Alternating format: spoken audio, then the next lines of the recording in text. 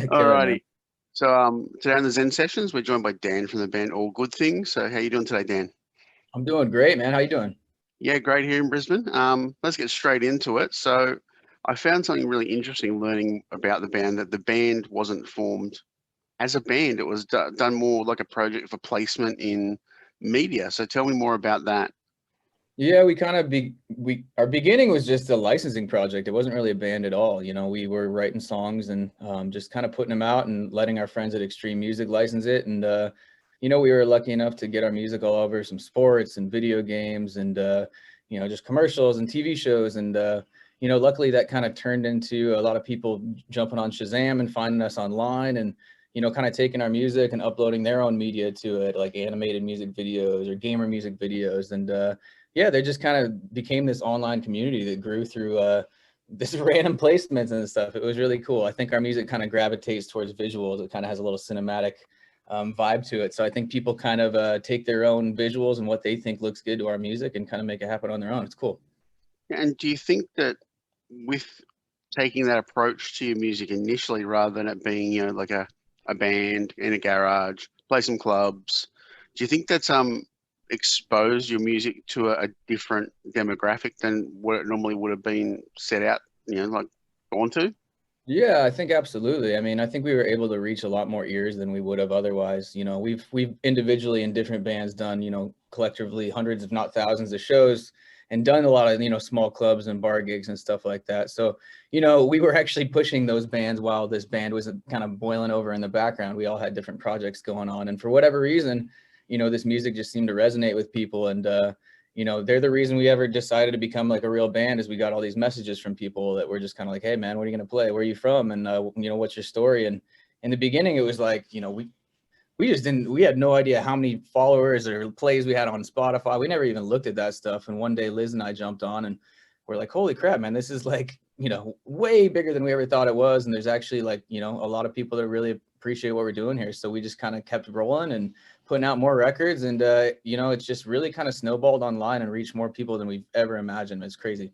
Yeah, it's like 100 million collective streams or something like that at the moment. Yeah. Now, as a band, is it hard to wrap your head around streams, like going platinum streaming as opposed to having a platinum record? Do you think it's got the same resonance?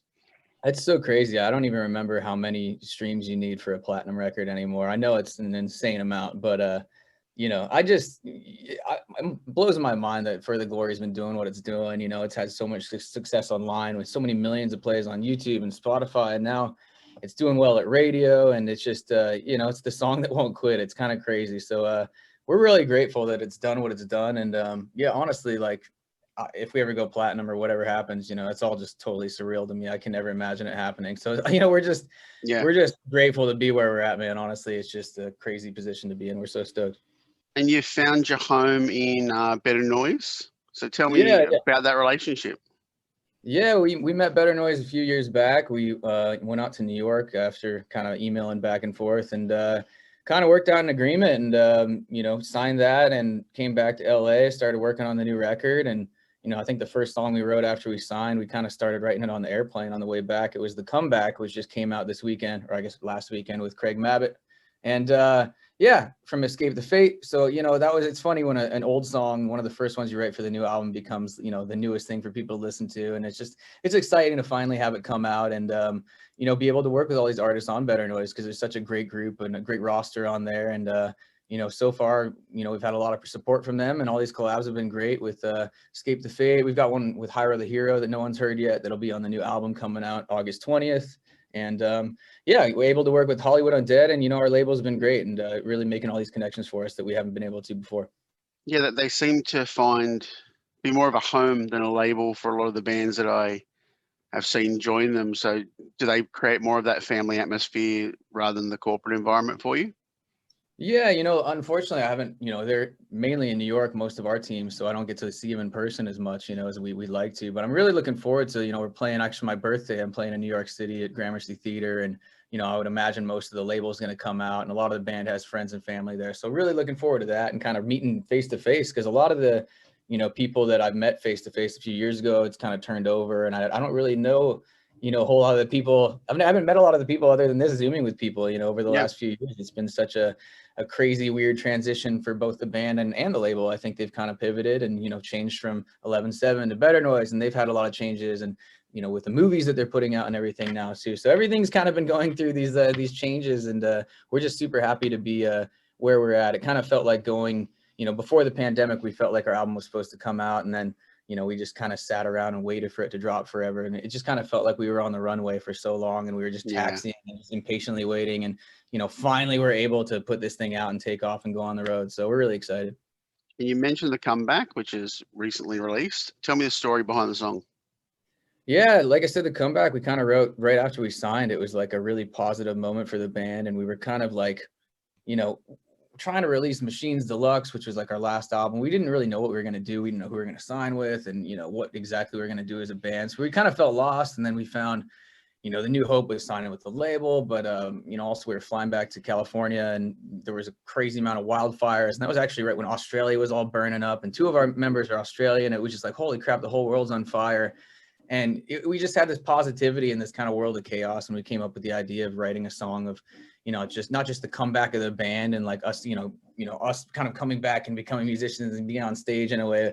It was more of just kind of like, you know, everyone rebuilding from the ground up and the ashes, and, you know, all the chaos that had been going on that summer. It was just kind of like a positive song in a crazy, crazy few months we'd gone through. Yeah, you mentioned two Australians in the band. Have they tried to teach you any of our weird sayings or, Oh you know, man, I use the C word a lot more than I used to. I'll tell you that. fantastic? It's fun. I use it, you know, around even family and friends. They're like, dude, what the hell, man? But it's like, oh, you don't realize it's like I'm calling you buddy, you know? I don't know. Exactly.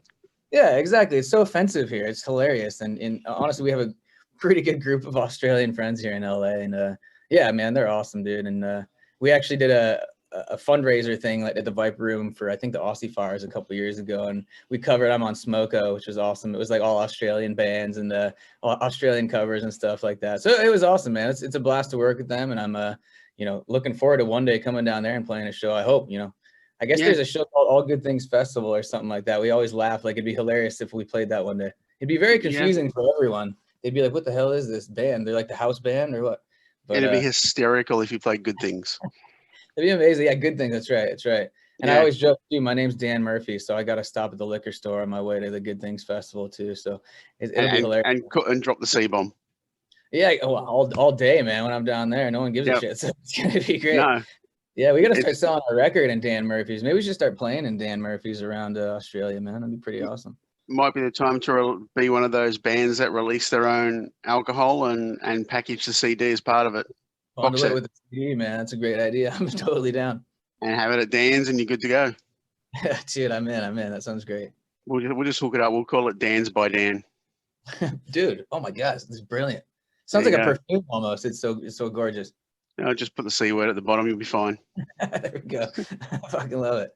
All Awesome, right. man. So now thinking about yourself, who are your vocal influences? You know, first ones ever were like just being introduced through my brother and my uncle. You know, it was, you know, Steven Tyler. It was I listened to, you know, a lot of AC/DC, so, you know, Bon Scott and you know, Black Crowes and kind of more classic rock stuff. But dude, like Chris Cornell, always loved his voice. I mean, yeah, those are kind of the biggies, I think. There's some, I mean, I used to love like the Used and Burt McCracken. I was really into Coheed and Cambria. That's kind of why I started singing higher for a long time. I was like, I don't know, I feel like I took kind of pieces of all these influences and kind of like what I love from each person. And, you know, just belting it out in my car over the years, listening to their records and stuff. It's like, you know, listen to bands like Coheed or whatever, you know, help me sing higher. And, you know, I was always a huge fan of Thrice and stuff too. So I don't know, I'm all over the place, man. But in the beginning, always with Steven Tyler was like the king, you know what I mean? Yeah, and he still sings great now. He's incredible, man. He's just like, yeah, I got to see him a couple years, you know, right before the pandemic. But dude, the guy's voice is still insane. It's awesome. And do you have any sort of specific warm ups in the studio or live that you do? Yeah, kind of. Yeah, I have these like old tapes. My aunt used to run a studio in New York, and she was friends with Sebastian Bach. And a long time ago, you know, I was always I was started as a guitarist. I never thought I'd be a singer. I just kind of eventually took over that role. And yeah, in the beginning, she was sending me Sebastian Bach's like warm up tapes of like him singing along to a piano, just like, you know, me, shit like that, and going through all the Ave Maria and like all that stuff. So I do that before every studio session. If I have time, I'll do it before a show, but usually I don't like to do it with the band in the van because it's a little embarrassing to be going up and down the scales with everyone around. So I'll find a nice quiet place and stretch out, warm my voice up usually. Yeah. Sure. And let's think about if we can, we'll forget about pandemics and stuff. So Yeah. what's the perfect year ahead for you guys, ending 2021 and going through to 2022? Yeah, I mean, we've got a pretty sick year lined up right now. We're going on the road with Papa Roach and From Ashes to New starting August 16th in Denver, and that's going through like October 10th or something, ending in Sacramento's Aftershock Festival. So a lot of really cool shows in there, a few festivals scattered around. Right after that, we're going on tour with Starset for another 7 weeks. So a lot of shows, man. I mean, that's really the dream kind of year we've been wanting to have forever. We've had so many postponed opportunities and everything. It just it feels like it's finally happening. So yeah, that's super exciting. And then going into next year, man, fingers crossed the pandemic kind of fizzles out and we can travel overseas. And obviously our bandmates want to go back to Australia and see family and play shows and show all of us what it's all about. We've always wanted to go there, and we'd love to go over to Europe. We've got a lot of support in Germany, and we're dying to go overseas. We're just waiting for the opportunity. Now, I've got to ask, where's the weirdest placement you've ever found one of your songs? It's like Dance Moms or something like that. There's like some funny stuff like, yeah, totally. We're like, for some reason, Dance Moms always uses our stuff. And, I actually, my wife watches a lot of reality shows, and like, I'll just hear my music popping up in the background of all sorts of random crap. And one All Good Things song actually popped up in Shark Tank. And it was funny because they were like testing a speaker and they like played the beginning of one of our old heavier songs, and the guitar riff comes in. They're like, oh God, no, not that song. Turn it off. Skip it. And it was like, okay, this is the song. So they kind of played us as like a loud, heavy thing just in Shark Tank for like 5 seconds. And it was like too heavy for the show or whatever. So that was kind of funny. I remember watching that and hearing our song for 5 seconds, being like, what the hell? It was kind of like a diss on the band too, which is hilarious. So yeah, I don't know, man. It was fun. Anytime it pops up, like, especially watching sports or something, it's so exciting. I'm a big hockey fan, so I heard it in the Stanley Cup playoffs all year, and Wow. I just heard it. Someone just messaged me. They heard it in the Olympics. Like they heard Born Ready in like archery or something like that the other night. So you never know where it's gonna pop up, and every time we do, it's like so random because we have no clue. It's a complete surprise for us. So it's just exciting and really weird, really random. We usually wait for our statements to come in, and then you can kind of go through and see where it all ended up. And you usually don't see 90% of it, but it's always interesting to see where it gets used. Sure. And I've been asking this a lot to everyone lately. What's the one song you wish you'd written and you're not allowed to pick Happy Birthday? Oh man. You know what? I get asked that a lot and I'm always like stumped. I'm like, oh, there's so many good songs out there. And it's just, I always go with like one of the last ones I've heard on the radio or something like that. But man, I don't know. Like before my time, or are we talking current time? Anything. You can go as far back as you want.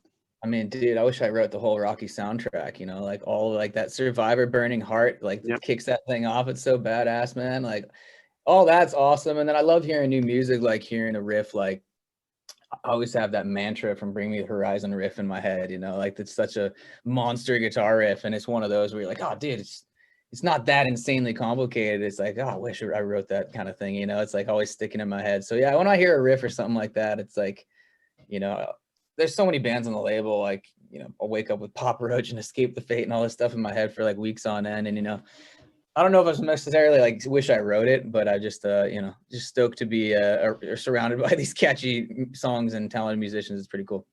And is there any new bands that you really think are going to make a mark over the next couple of years?